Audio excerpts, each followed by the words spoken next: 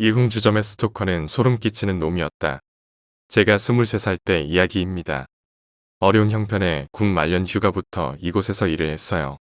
제가 피부 관리나 스타일에는 그리 신경을 안 쓴지라 군인 티 팍팍 내면서 일을 했죠. 심할 때는 손님한테 잘못 들었습니다. 이런 말도 했으니까요. 민망할 노릇이죠. 얼굴은 까맣지 머리는 짧지 말투는 딱딱하고 표정은 굳어있으며 덩치도 큰 최악의 종업원이었죠. 그래도 시간이 저를 바꾸더라고요. 머리카락도 단정하게 자르고 피부도 태양을 못 보는 밤 생활하니 희게 변하고 말투도 부드럽게 변하고 표정도 영업용 웃음은 지을 수 있게 됐습니다. 물론 그에 비례해서 다크서클은 내려오고 피곤에 쩔은 얼굴로 변했죠. 그리고 중요한 덩치는 안 변했네요. 그렇게 하루하루 일을 하며 삶이란 무엇인가 이런 고민에 지쳐 갈 때쯤 이 미친 손님을 만났네요. 아마 지나가다가 처음 오게 된 뜨내기 손님이었어요. 근처에 볼일 보러 왔다가 간판 보고 들어온 거죠.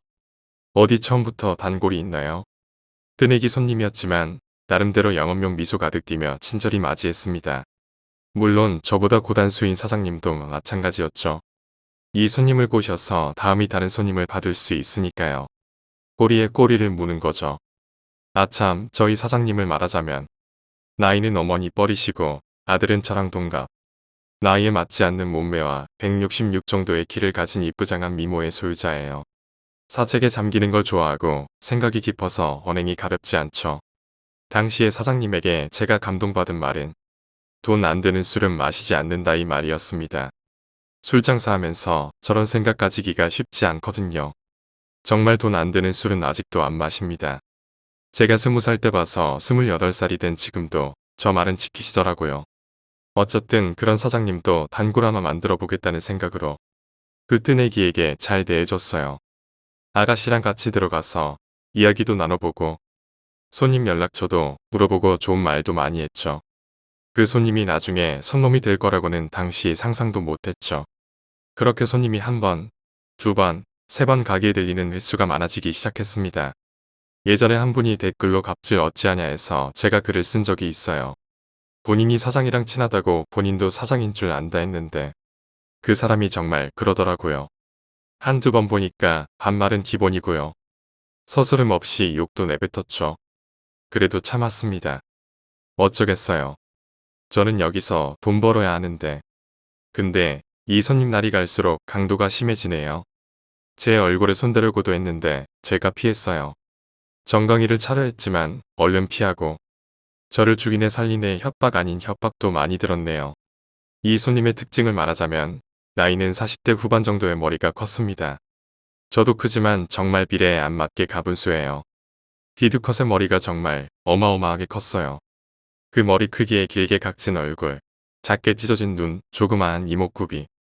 무슨 카트라이더인 줄 알았네요. 거기에 직업은 무슨 건축 관련 사장이라 했는데 그리 돈은 많아 보이지는 않았어요. 팁 한 번 받은 적 없네요. 술도 제일 싼 걸로 먹고 딱 한 병만 먹었으니까요. 그리고 나이에 안 맞게 저한테 형이라 부르라고 우기기도 했죠.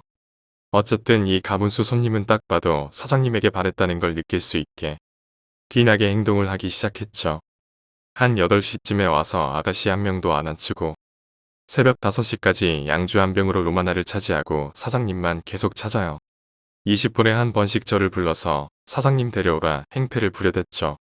야 이 새끼야. 니네 사장 데려와. 그러면 저는 갖은 핑계를 대며 시간을 끌었습니다. 당시 장사가 잘 돼서 룸이 모자랄 지경이었고 90% 이상이 사장님 찾는 손님이고 달랑 한 병 가지고 버티는 사람은 큰 가치가 없으니까요. 거기에 기대한 것만큼 아는 사람 데리고 온 것도 아니고 가게에서는 행패만 부리고 차라리 안 받느니만 못한 사람이 된 거죠. 그날도 똑같이 핑계대고 손놈 보내는 날이었어요. 저희 가게는 사장님이 문을 잠가서 저는 그냥 저만 내리고 가요. 사장님은 대기실에 주방 이모랑 같이 이야기하고 있는 걸 보고 두 분에게 인사를 하고 가게를 나서는데 기분이 묘하더라고요. 혹시나 하는 마음에 집에 가려 걷던 발걸음을 돌려 가게로 갔습니다. 문을 열고 들어가는데 가게 안에서 고함 소리가 들리네요. 급한 마음에 대기실로 뛰어가 보니 그 손놈이랑 주방 이모가 실랑이를 하고 있었죠. 사연인즉 이 손놈이 제가 퇴근할 때까지 근처 어두운 곳에서 기다리다가 제가 나가는 걸 확인하고 가게로 들어가서 사장님에게 찝쩍거리려고 했던 거였죠.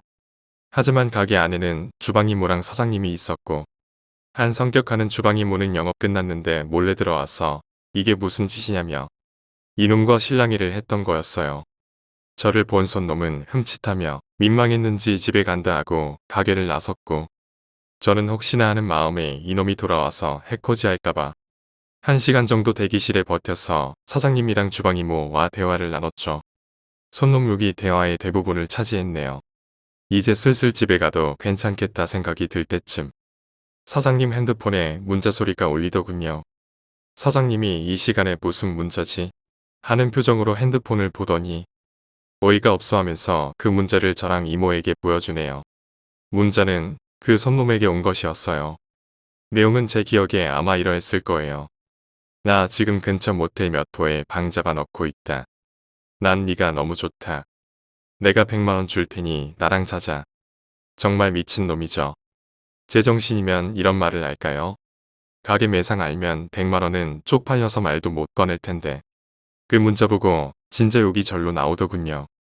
저는 성추행으로 신고할까 생각도 했지만 사장님은 그냥 무시를 했어요. 본인 생각이 저러는데 뭐 제가 별 수 있나요? 그리고는 사장님은 주방 이모 차를 타고 퇴근하셨죠.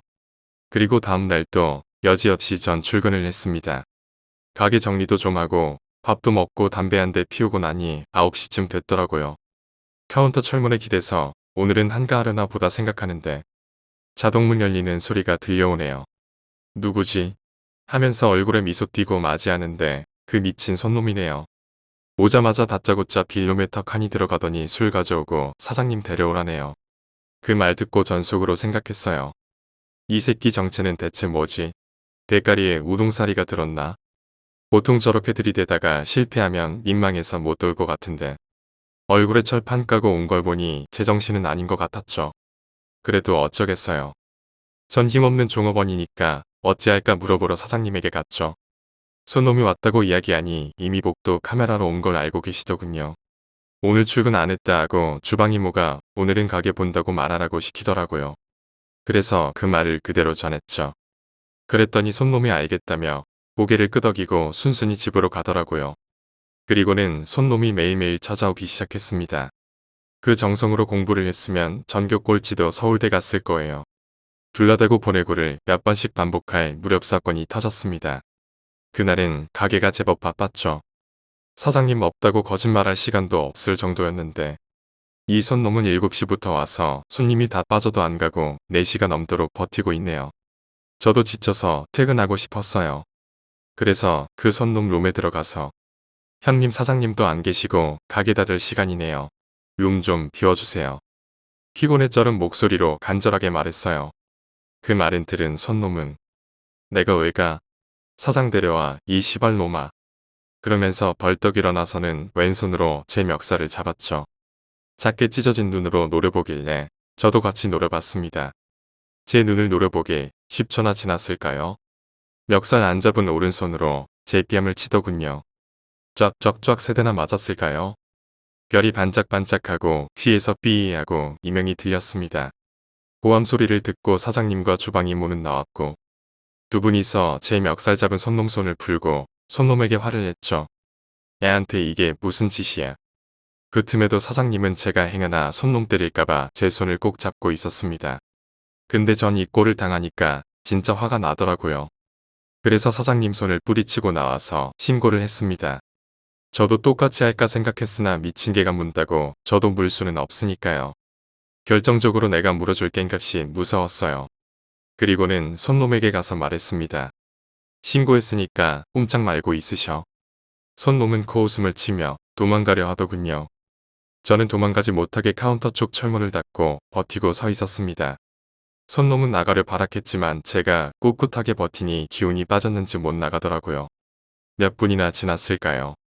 제 얼굴은 붓고 얼얼하지만 머리는 조금 식었습니다. 그래서 마지막 기회를 줬죠.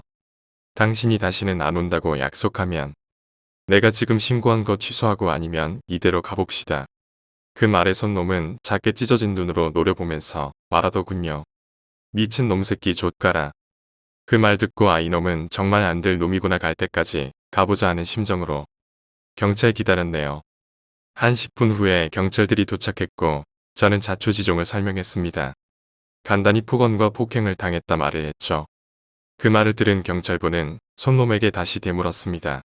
이쪽 분 폭행하셨습니까? 손놈은 이미 열도 올랐고 술도 취한지라 당당하게 말하네요. 내가 쳤는데 뭐 맞을 짓 했으니 치지. 경찰분들은 바로 손놈에게 재차 확인 후에 연행을 했고 저랑 같이 광주 남부서로 이동했습니다. 저는 경찰차를 타고 손놈과 남부서로 향하였습니다. 앞좌석에는 제가 앉아 있었고 뒷좌석에는 손놈이 앉았는데 손놈이 협박을 하네요. 이 시발놈이 싸가지가 없게 내가 너 가만둘 것 같아? 그 말은 저는 대꾸도 안 하고 묵묵히 놔뒀습니다. 어디서 개가 짖나 이런 표정으로요. 그랬더니 손놈은 더 화가 나는지 욕설 수위를 높였고 전 경찰분들께 저 사람 좀 조용히 하게 해달라고 부탁드렸죠. 경찰차가 한 10여 분 달렸을까요? 남부경찰서에 도착을 했습니다. 경찰차 뒷자리는 안에서는 안 열린다는 걸 그때 알았네요. 경찰이 열어준 문으로 손놈은 천천히 나왔고 이런 식으로 경찰서는 온 적이 없기에 저는 몇 개 안 되는 계단을 천천히 올라가며 차분히 생각을 정리했습니다. 그리고 경찰서 내부에서 조서를 쓰는데 조서 내용 기억나는 건 별로 없네요. 5년 전 일이라 몇 가지 확실했던 건 취한 손놈이 거기서도 자기 분수를 모르고 난동을 피웠고 경찰분들의 쓴소리를 듣고서야 멈췄죠. 그리고 조서를 쓰는데 바로 제 옆자리에 앉아서 조서를 썼습니다. 이놈은 대체 어떤 놈일까 하는 궁금증에 곁눈질로 슬쩍슬쩍 눈을 돌려가며 훔쳐보는데 충격적인 내용 하나를 알게 되었습니다. 아내가 행방불명이었어요. 천천히 생각해보니 예전에 손놈이 치중에 한 마리 있는데 아들 2명이 초등학생인데 해남인가 어디 시골에 어머니 집에 맡겨놨다는 게 떠올랐습니다. 그제야 머릿속 사실들이 정리가 되더라고요. 아내도 없으니 술집 다니는 거 제재할 사람도 없고 거리낌 없이 저희 사장님 스토킹을 한 거죠. 한편으로는 별의별 생각이 들더라고요. 손놈 성격으로 볼 때 폭행으로 가출했거나 손놈이 죽이지 않았나 오만 가지 생각이 들더라고요.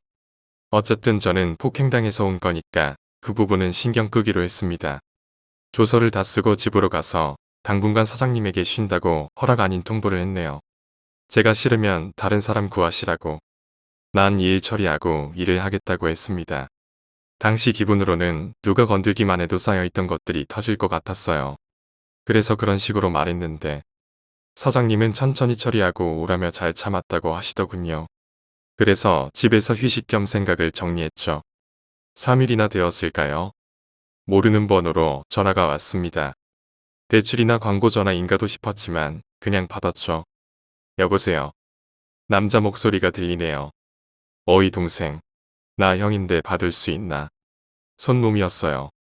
이 망할 놈이 나보고 동생이라네요. 어이가 없어서. 어이 아저씨. 나는 댁 같은 형 둔 적도 없고 나한테 형은 달랑 하나인데 뭔 동생이야. 용건이 뭐요?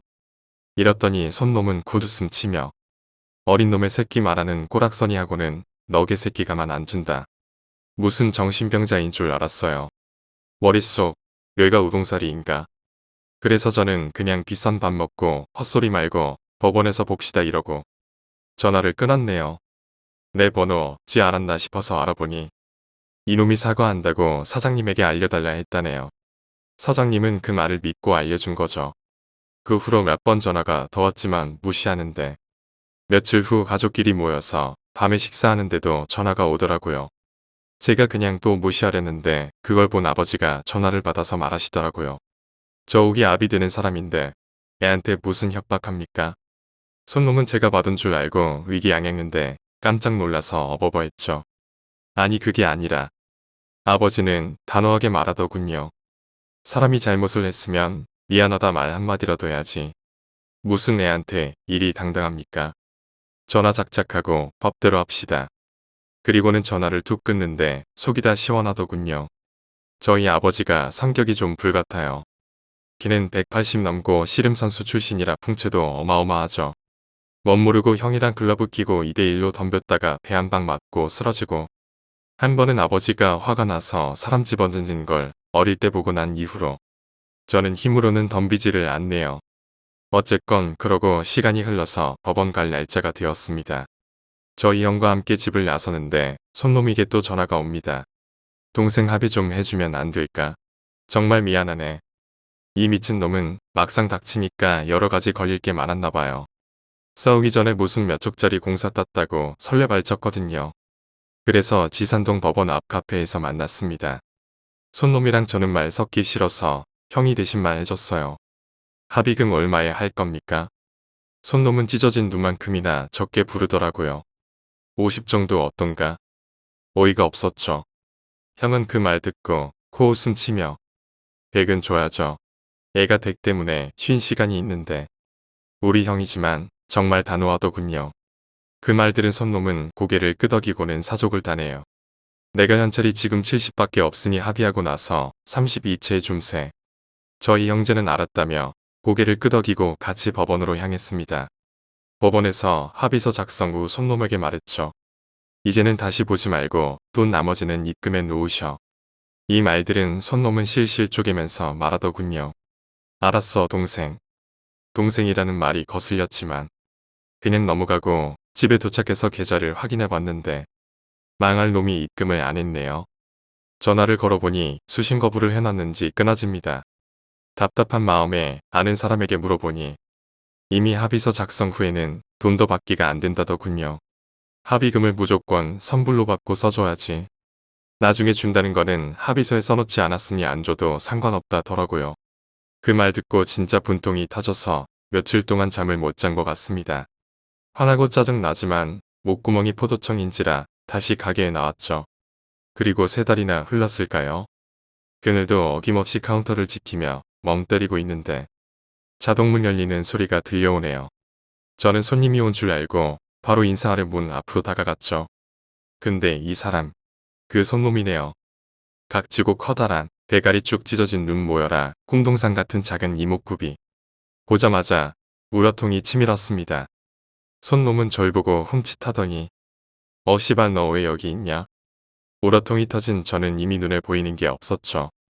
니 잡으러 왔다. 시발 도둑 새끼야. 그랬더니 쭉 찢어진 눈을 빛내며 손놈이 내가 왜 도둑이야 이 새끼야.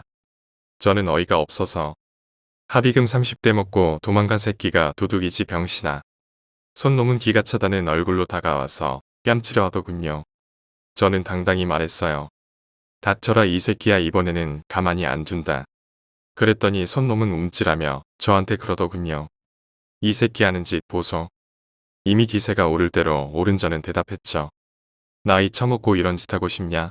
사람이면 이런 짓 못하지. 어찌 어린 나도 아는데 그걸 모르고 사냐? 손놈은 실실 웃으면서 그러더라고요. 그래도 너보다는 돈 많아. 진짜 이놈 대가리 속에는 뇌 대신 우동사리가 있었나 봅니다. 어이가 없어서 대답해줬네요. 네 나이가 몇 살인데 나랑 지금 재산 비교하냐? 네 나이에 나보다 적으면 사람이냐 가축새끼지. 자랑할 거래라 머리는 무게중심 잡으려고 달고 있냐? 이 말 듣고 손놈 얼굴이 붉게 달아오르더군요. 저는 말싸움에서는 답 없겠다 싶어서 그냥 목깃을 잡고 밖으로 끌고 나갔습니다. 그리고는 그냥 이곳에는 얼씬하지 말라고 엄포를 놨죠. 그랬더니 손놈은 자기도 손님이라면서 돈 내고 마신다네요. 이미 저도 열이 오를 대로 오른지라. 너 같은 놈 안 받아도 지장 없고 너 안 받는다고 미리 말해놨다. 또다시 오면 신고한다. 이런 말하니 돌아서네요. 뒷모습 보고 화가 아직 덜 풀려서 한마디 더 했습니다. 여기서 술 먹을 돈으로 집에 있는 애들 치킨이나 사줘. 인생 그따위로 살지 말고. 그 말 들은 손놈은 저를 찢어 죽일 듯 물어봤지만 얼마 후 알아서 가더라고요. 그 후 3달에 한 번씩 손놈은 찾아와서 같은 일이 반복됐고 저 퇴근 후에도 몇 번 몰래 사장님 어찌하려 왔지만 번번이 주방 이모라는 벽에 가로막혀 꿈을 못 이뤘죠. 한 4년을 계속 도전을 하다가 작년에 제가 가게를 인수했다는 식으로 말을 맞춰서 손놈에게 말하니 그 후로 안 오더라고요. 참고로 그놈 가게에서 별명은 뺨입니다. 제 뺨을 때려서죠. 제가 이 생활하면서 억울하게도 맞아보고 취객들에게 당했지만 그놈만큼 기묘한 사람은 드무네요. 물론 다른 시각에서 보면 제가 예의 없이 어른에게 반말하고 욕한 걸로 보일 수 있지만 저는 후회하지 않습니다. 합의금 잔금 30. 액수가 중요한 게 아니라 자신이 잘못했다고 생각을 하지 않고 당당하니까 떼먹은 것이겠죠. 저는 사람 쉽게 보고 무시하는 사람들 정말 싫어합니다. 공수래 공수가 빈손으로 왔다. 빈손으로 가는 인생 일진데 적어도 인간관계에 있어서만큼은 서로 예의를 갖춰야 하지 않을까요?